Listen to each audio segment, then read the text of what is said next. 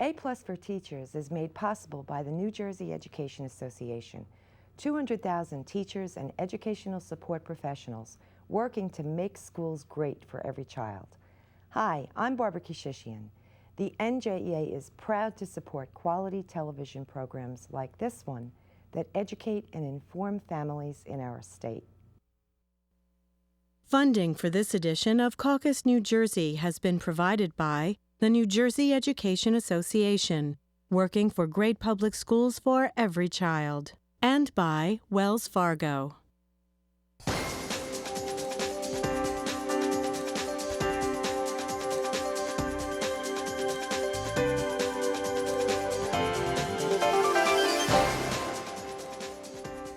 Welcome to our A+ series. Listen, folks, you're about to meet some fascinating educators who are making a huge difference. And the first one you're about to meet is Baruti Kafele. And he is known to his students as Principal Kafele at Newark Tech. Yes, sir. I got to tell you, we're about to see a rolling clip from our partners at the NJEA. This is part of the Classroom Close-Up series. But real quick, help me on this. You've been a principal at Newark Tech for how long? Been a principal there for 6 years. And when you got there, the numbers weren't that good. Numbers weren't that good. The school had never met AYP, so it was a school in need of improvement. And improvement indeed. You're about to see the clip that speaks a lot better than I could, and then Baruti and I will come back and comment on what we've just seen. Let's look at the videotape.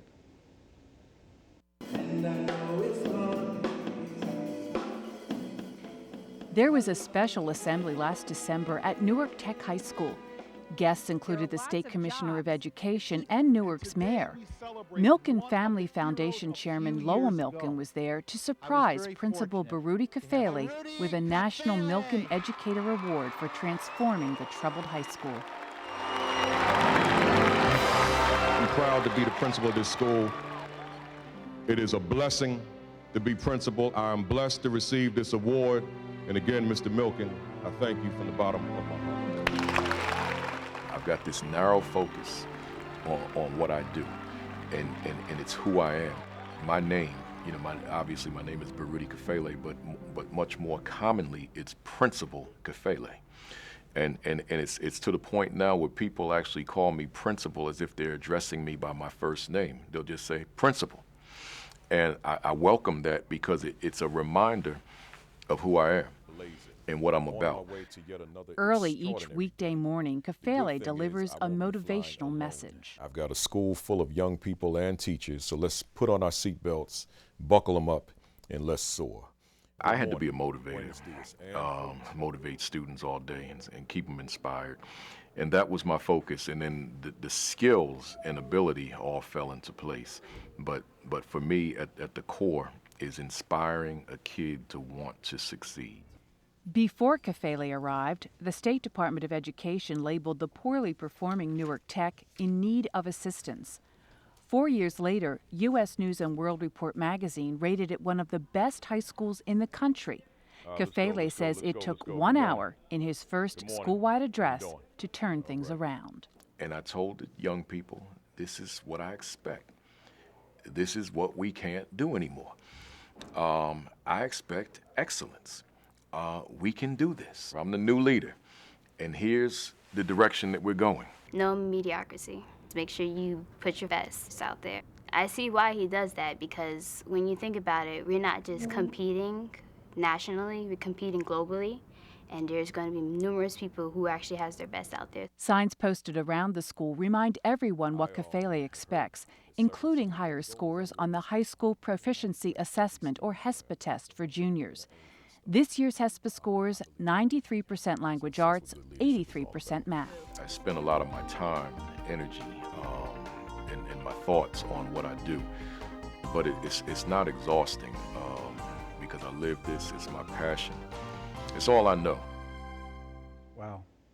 Principal Kafele, how proud are you of your students? Extremely proud. We've put a lot of work in over the 6 years that I've been there, and just to see the growth, see the enthusiasm coming from them makes me proud as the principal of the building. Well, why don't we update some things, because that classroom close-up clip, folks, was done in 2009 as we do this program in the spring going into the summer of 2011. Let's update the numbers.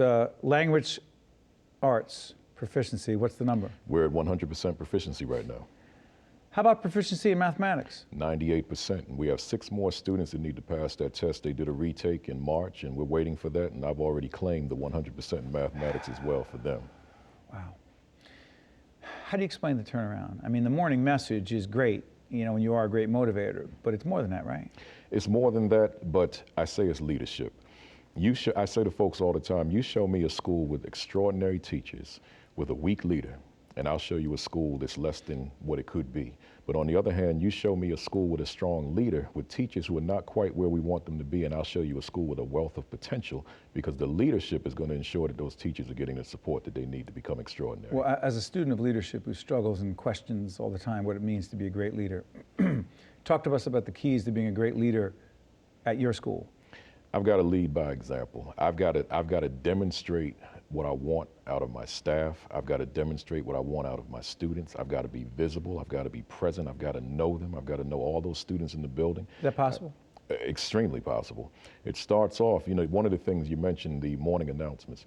Although it may seem like not much to the lay person, I say that it's the #1 primary component as to why that school is where it is today, because of that message that I deliver every morning, which lays the foundation, sets the tone, resonates throughout the building, and lets kids know this is where we are, this is who we are, this is where we're going, and now we are ready to begin the day. Where do you come up with it? The message? Yeah, where do you come up with it every day? I keep a pad in my pocket, and I'm just writing stuff all day long, so I've got a message probably for the next 5 years. Come on. Yeah. Church have anything to do with this? I mean, yeah, I'm a church guy, and certainly... You don't write down things in church? No, I've been influenced by what the preacher does. What do you mean? Because the folks come to church every day looking for a message, looking for something to hang on to for the next 7 days. So I said, okay, let me give them something to hang on to for just the one day, and give them a message every day, something different, something that's going to inspire them to want to strive to maximize their potential. Where do you find the messages, the keys, the cues? Just my walk through life. I could be looking at something on the wall, such as a sign. I could be looking in the street at something, and there's something there that says, there's the message for tomorrow. It could be some conversation that I had with a student. It could be something I saw in the news. It doesn't matter. There's always something. This conversation we're having now will inspire me to have something to say to somebody later on. What do you see in these students? Because what's amazing to me is access is another issue. Is it true that your students have 24/7 access to you? Yeah, they have my cell number. They have your cell number? Yeah, my personal cell. So, why? Because I'm the father to so many of them. I'm the father that so many of them don't even know exists. They may not know his name, they may not have seen him in years, or they may just not like him because he hasn't been there for them. So I want them to have access to me. It doesn't mean that everybody calls me, but a great deal of students do call or text just to express their concerns or just to say hi. They'll send me a two-letter text, hi, all right, or how are you? How does it make you feel? Makes me feel good. That's the reward. That's the reward. That is the reward. The salary is certainly not the reward. As I tell folks all the time, I don't even know my salary. I have no idea within $10,000 what I make. It's not important. What's important to me is to ensure that those children are striving to maximize their potential. When did you know? When did you know that this was your calling? When I finished reading the autobiography of Malcolm X back in 1984, I said to myself, I'm a teacher. Because when I read his life, I discovered who I am. Because I didn't know what a man was. I knew what males were, but I didn't know what a man was. And when I read his life, I understood what a man was. So I said, well, I want to be a man now. And I think the best man I could be is an educator. And then ultimately, I wanted to become a principal. Never wanted to be a superintendent. Everybody else wants me to be one. I get the offers, but I don't want it. I'm a principal. I'm a people person. I want to interact with young people, want to interact with staff, want to be able to make that have that direct influence and make that direct impact on their lives. Principal Kafele, this A+ series that we've been doing with our partners at the NJEA is exciting to us, but it gets really exciting when we meet people like you. I appreciate that. Because you are a role model not just for your students, but everyone on the East Coast who's watching us right now, and you're terrific. I want to thank you. Thank you. Appreciate it. Stay right there. Thank you much. Yes, sir. A+ continues right after this. That was great. This A+ for Education segment has been brought to you by the New Jersey Education Association. If you would like more information on this program, or if you'd like to express an opinion, email us at info@caucusnj.org and visit us online at caucusnj.org. You're looking at Lisa Funari-Willever, who is the author of a series called the Nikki Fifth series of wonderful books. Good to see you. Thank you very much. This is the Nikki Fifth series, right? Yes, it is. And I got to tell you, folks, you're about to see a terrific video clip from our classroom close-up series produced by our partners at the New Jersey Education Association. Real quick, you were a fourth grade teacher in Trenton for a long time, right? For about 8 years. And you're not teaching right now formally because you're out there. You're doing how many visits a year? I visit about 60 schools a year as an author. As an author, and you're still teaching. I'm still teaching. You're Yes. still teaching as an author Absolutely. and as an educator in your speeches. And I have to tell you, my son Nicky is blown away by the series and can't wait to get these So books. happy to hear that. It's And wonderful. folks, this is from, you're about to see the clip from Classroom Close-Up. It's terrific. It speaks for itself, and you're going to likely see even more after. Take a look at it. The first seashore resorts in the U.S. opened in Cape May and Long Branch in the 1800s. Here at Fort Dix Elementary School, these fourth graders are getting a history lesson about New Jersey. But it's not from their teacher, it's from Lisa Funari-Willever, the award-winning author of the popular Nikki Fifth chapter book series. And if you want to learn from the past, there's no better place than New Jersey because we have Garden State time machines. My goal with the books, I want it to be able to teach my readers, not just the kids, the parents and teachers who read with them. I'd like to teach them a little bit about New Jersey, sticking it in the story. As an author, of course, I want them to enjoy the books. I want there to be humor. But as a mom, I want the kids all across this state to do what I do with my kids, get in that car and just drive.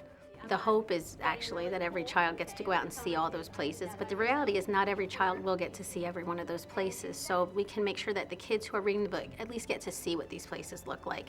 And sometimes that may get them more interested to, get mom and dad to take them. Lisa's current book, Nikki Fifth's Passport to the Garden State, encourages readers to visit various places of interest in our wonderful and unique state. And as a former teacher, Lisa knows how beneficial this type of learning can be. We put a passport in the back of the book so that if you visit any of the places Nikki and T-Bone go, they have a wooden stamp. They will stamp your passport for you. We're at a point where we're reevaluating everything we do as a state. And I think one of the things we should reevaluate is how we educate about the state and how we promote. And I don't think they need to be mutually exclusive. I think we should be combining, teaching about New Jersey with promoting New Jersey, because in every school, every day, we've got this captive young audience who will lead our state, and they know nothing about it. So instead of just telling them how many lakes we have and what a watershed is, let's show them videos and pictures. Let's really use literature as a vehicle to get them invested and motivate them to go out and see it themselves. I think these books are great. I mean, I was born and raised in New Jersey, and I'm learning things about our state that I didn't know. And I have kids that they're excited now to go to these places. So it absolutely makes them better readers. They're interested, they really feel like these characters are real people that are going to these places right in their backyard. Why did you want to become an author? Well, I think probably because I love to tell stories and I love to hear stories. And when you're an author, you can share them with kids that you don't even get to meet. So we were very excited this summer when we learned that the New Jersey legislature has recognized the work Nikki Fifth and T-Bone have been doing across the state and in schools, as many schools have adopted it as part of their New Jersey curriculum. So they have 2 bills currently in the legislature to name Nikki Fifth and T-Bone official junior ambassadors for the state. So we're very excited about that and the opportunity that we have to really impact children, their families, and the state's economy. How awesome. Thank you. I mean, how awesome. By the way, let's let folks know, Nikki Fifth, his best friend is T-Bone, right? Yes. Now, Nikki moved from Philadelphia to New Jersey. From 5th Street in Philadelphia. That's why Nikki Fifth, right? And he moved to Dandelion Court, which is the first book, and he thought they'd call him Nikki Dandelion.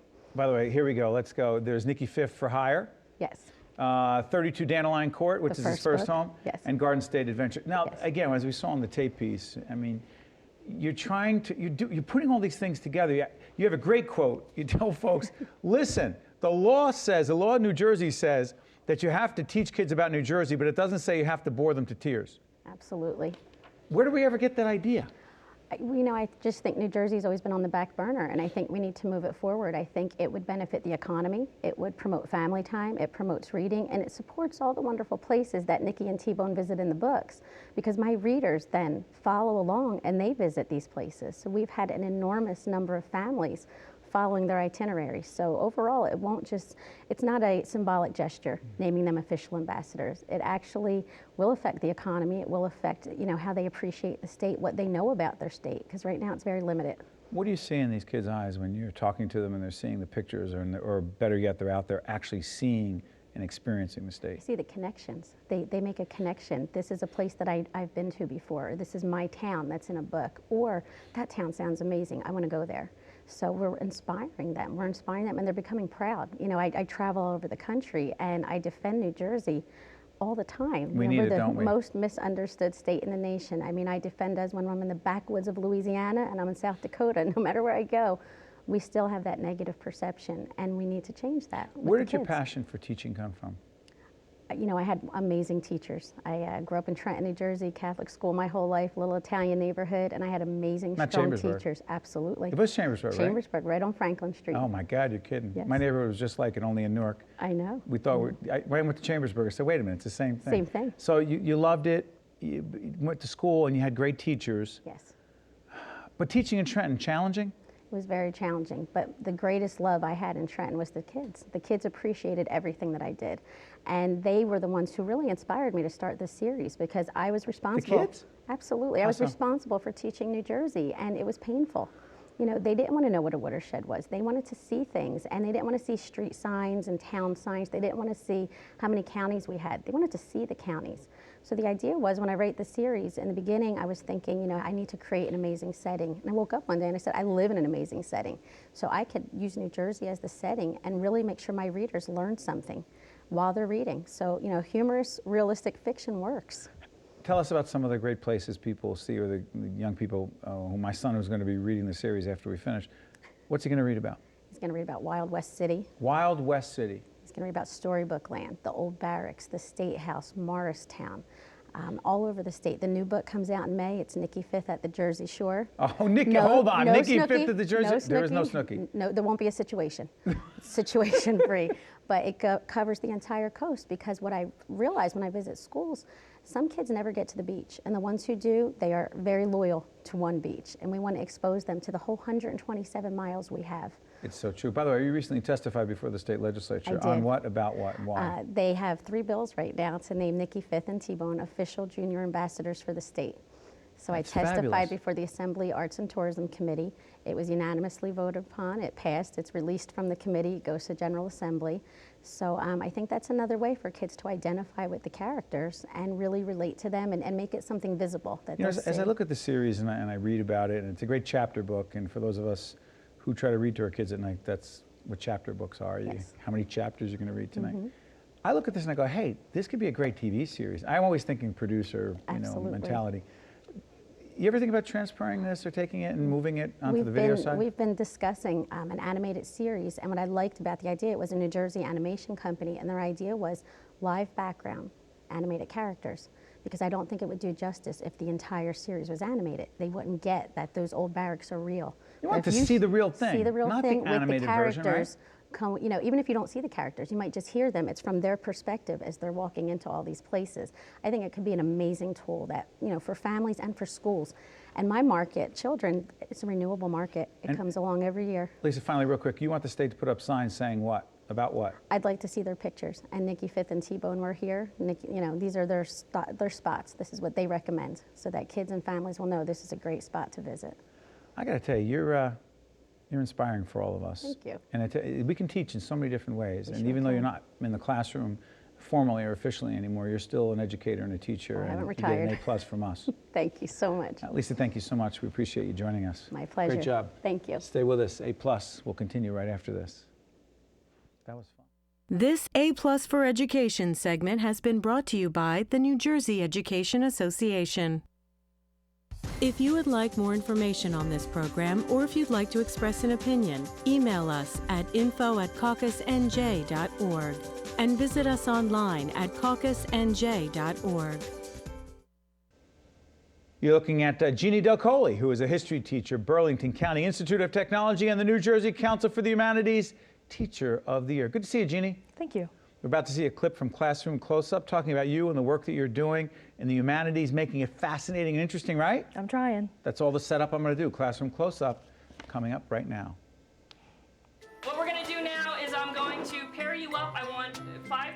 this side and 5 pairs on this side, somebody's going to be very lucky and have me as a partner today.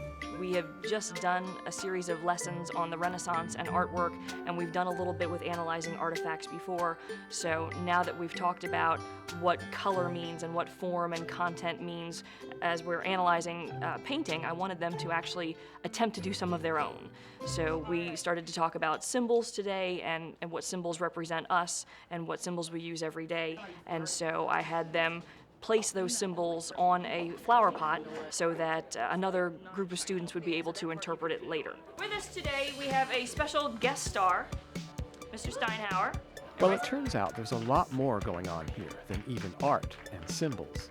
Once the flower pots are constructed, they actually get placed into brown paper bags. I tell the kids that they are supposed to be putting them in bags so that no other group can see them, so that we're going to exchange the bags and interpret what's on the pots. Ready? Oh, yes, she did. My reaction, I was hurt. I put a lot of work and effort into it. I slaved over paint to, get it to look pretty. And then she broke it, but we didn't know she was gonna break it. Unexpected. So my heart kind of dropped. It just came. Yeah. Like she was like, "Oh, I meant to do that." I was like, We thought it was by accident. You meant to break our pots." Breaking my heart. What?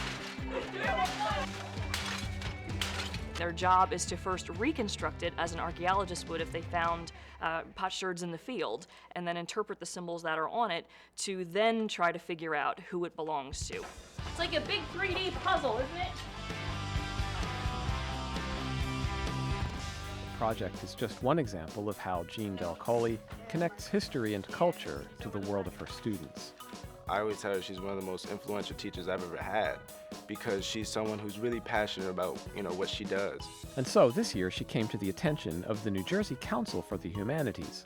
We chose Jeanne DelColle as the 2010 Humanities Teacher of the Year because she really represented to us the best of what humanities public school education should be, which is interdisciplinary, creative, and engaged. Whose flower pot do you think it is? I think it's Kim and Zena's because they're a smiley face and they make people smile.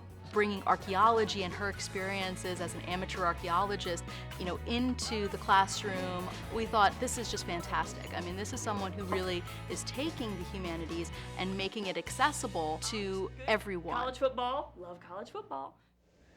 Jeanne, you are good. Thank you. And mean. No, that's wild. Yes. Yes, I get the same reaction every time. No, they don't know that they're going to be broken. What gave you the idea, talk about A+ for innovation, what gave you the idea of doing it that way? I've been working with some archaeology groups, and we've been trying to teach students about the value of artifacts and. This is world history? World history class, yes. You do world history and U.S. history, right? Yes, both. Okay, so you're this trying is to a world history class. Got it. So we're trying to teach them about the value of artifacts and why people get offended when things are destroyed or when museums are ransacked or when paintings are stolen or things of that nature. So you have to make it personal in order for it to matter to them. Let me ask you, humanities. Mm-hmm. People go, oh, humanities. To you see tremendous possibilities here in connecting with these kids. Yes. Did you always see it that way as an educator, or what influence? By the way, we saw our friend Wendell, who's our good friend from down the NJEA. Mm-hmm. He was in on this, right? Yes, he was. Okay. Yes, Do you use people, resources, ideas? Anytime I can find someone or somebody or something I can pull into the classroom to use it, a real world experience, a person that the kids aren't used to, then absolutely, because I like to introduce them to as much as possible so that they see that life happens outside of the classroom and not just inside of the classroom. By the way, define the humanities for everyone. The humanities are the story of what makes us human. It tells the human story. So it's where our culture comes from and our values and our ethics and sort of how we relate to other cultures and how we come up with ideas for government and for effectively running a society. When did you know that teaching would be your passion? Believe it or not, I had a teacher who told me when I was 16 that I would make a very good teacher, and I sort of discounted it and thought, oh God, why on earth would I want to do that? But a couple of college degrees later, I went and substitute taught at a middle school, which was no easy feat. But the moment I walked into the classroom, I knew that that was where I belonged. How'd you know? A sixth sense. It was as easy as breathing for me. It's an art form. I really think if it's something that you're meant to do, that you know it when you get in that room. It's just a part of you. As an educator, define success. Success is when the light behind their eyes goes on, when you see that they're getting the information and they are able to use it outside of your classroom. When they come in and say, I was home talking to my parents last night and we were watching the news, or I was watching this movie and one of the topics that we talked about in class, and they're able to connect it elsewhere. When they tell me that they're going to their English classes and they're having debates about history topics in their English class, I know they've gotten it. Success is also influencing others. One of your former students interested in education, I heard. Yes, I have one of my graduates from 2002 actually phoned me up when she graduated from college and told me that she was now a high school history teacher in North Carolina. What does that feel like? Incredibly honored. It was almost like giving birth to the next generation of teacher. But to have this student come back and say, I would like to model what I do from the way that you teach, and I admire the way that you handle a classroom and the way that you present yourself is awe-inspiring. You really realize how much of an effect you have on students on a day-to-day basis. 10 seconds or less, what's in the future for you? I love my classroom, so I'm not leaving it, but I hope to continue to learn new things and bring in new lessons for my students and You never make it matter. stop finding new ways to make a connection, do you? Never, never. The world's Wow. always changing. Yeah, And so are the and students. so is the profession. You are first class. A+. Thank you. Thank you, Jeannie. Thank you. This A+ for Education segment has been brought to you by the New Jersey Education Association. The preceding program has been a production of the Caucus Educational Corporation, celebrating over 20 years of broadcast excellence, and 13 for WNET, in cooperation with NJN Public Television and WHYY. Funding for this edition of Caucus New Jersey has been provided by the New Jersey Education Association, working for great public schools for every child, and by Wells Fargo. Promotional support provided by NJ Biz, All Business, All New Jersey, and the Star Ledger and NJ.com, Everything Jersey. Transportation provided by Airbrook Limousine, serving the metropolitan New York, New Jersey area. Caucus New Jersey has been produced in partnership with TriStar Studios. Don't miss Steve Adubato and co-host Rafael P. Rahman each week on New Jersey Capitol Report. Saturdays at 8:30 a.m. on 13 and Sundays at 7 a.m. on NJN Public Television.